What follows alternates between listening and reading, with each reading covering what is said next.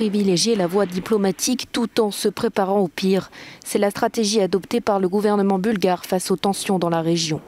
Lors d'une réunion dédiée à la crise ukrainienne, le Premier ministre a annoncé la préparation de son propre bataillon.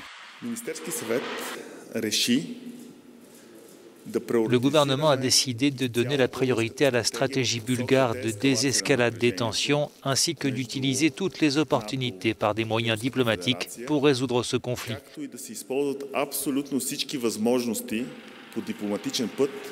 Notre stratégie de défense sera basée sur l'armée bulgare. Notre armée sera le leader, ce qui signifie des troupes bulgares, un commandement bulgare et une direction militaire bulgare.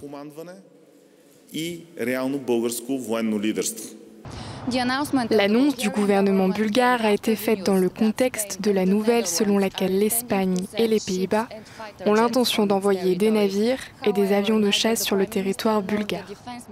Ni le Premier ministre, ni le ministre de la Défense n'ont cependant fait de commentaires sur un éventuel déploiement militaire.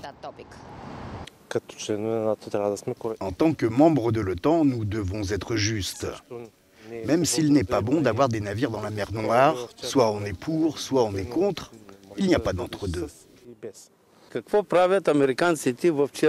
Que font les Américains dans la mer Noire? Je suis désolé, mais ils ont ruiné toute l'Asie, l'Iran, l'Irak et tous les autres.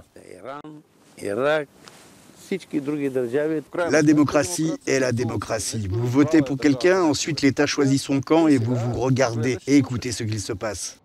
Olena Kotseva est ukrainienne. Elle vit en Bulgarie depuis plus de 40 ans et suit avec angoisse les actualités concernant son pays.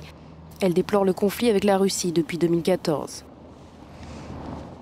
Nous voulons la paix et nous nous préparons à la guerre. Hier, je parlais à mon frère qui vit à Kiev. Il a 3 enfants. Son fils était sur le front pendant 1 an.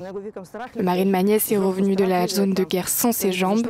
J'ai demandé à mon frère s'il avait peur. Il m'a dit « Pourquoi devrions-nous avoir peur? Nous sommes chez nous. S'il le faut, je prendrai une arme et j'irai défendre mon pays. » Alors que les Bulgares gardent espoir pour une résolution pacifique du conflit, les autorités n'ont pas révélé si elles acceptaient la présence de troupes de l'OTAN, notamment américaines, sur leur territoire.